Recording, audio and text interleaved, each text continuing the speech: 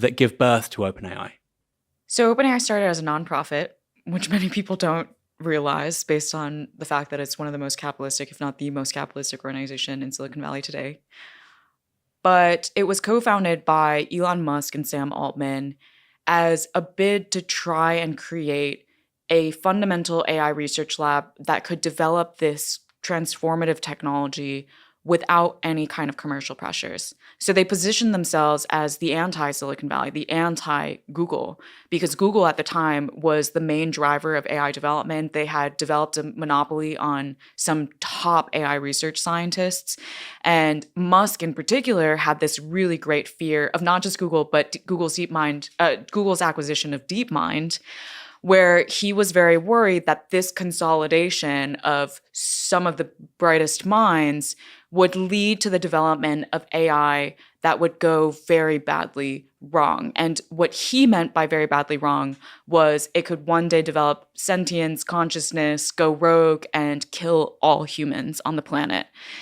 And because of that fear, Altman and Musk then thought, we need to do a nonprofit, not have these profit-driven incentives. We're going to focus on being completely open, transparent, and also collaborative to the point of self-sacrificing if necessary. If another lab starts making faster progress than us on AI and on the quest to AGI, we will actually just join up with them. We will dissolve our own organization and join up with them.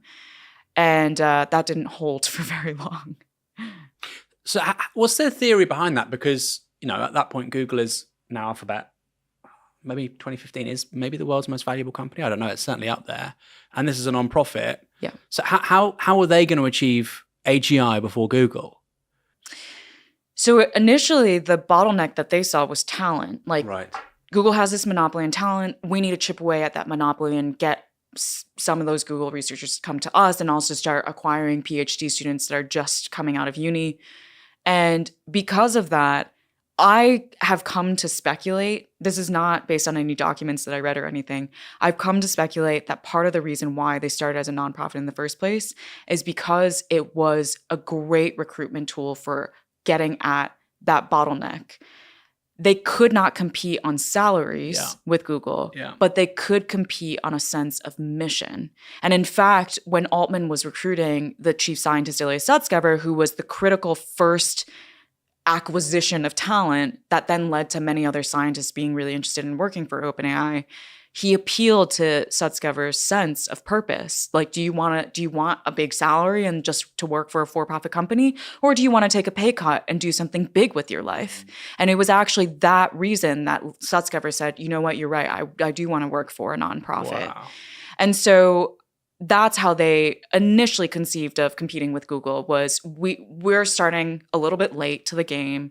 How do we first get a bunch of really, really smart people to join us?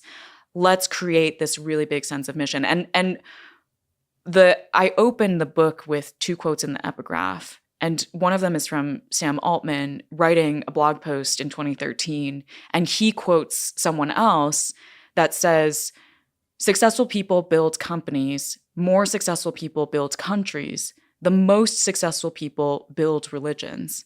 And then he reflects on this and says, it seems to me that the most successful founders in the world don't actually set off to build a company. They set off to build a religion. And it turns out building a company is the easiest way to do so.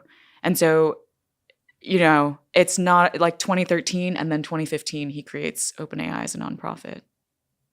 It's important to say as well, Sam Altman is not some sort of idealistic pauper. He's working at Y Combinator. He is very much enmeshed within the Silicon Valley elite. I suppose also there's tax as well, right? If you're a nonprofit, you've got the mission, you've also got a bunch of tax breaks, which you don't have as a for-profit. So maybe there's a very cynical genesis there. But I suppose just reading your book and becoming more familiar with the arguments over time, clearly the amount of compute you have was always going to be critical. And if you believe in the neural network model, the deep learning model, the amount of compute you have is always going to be critical. And it just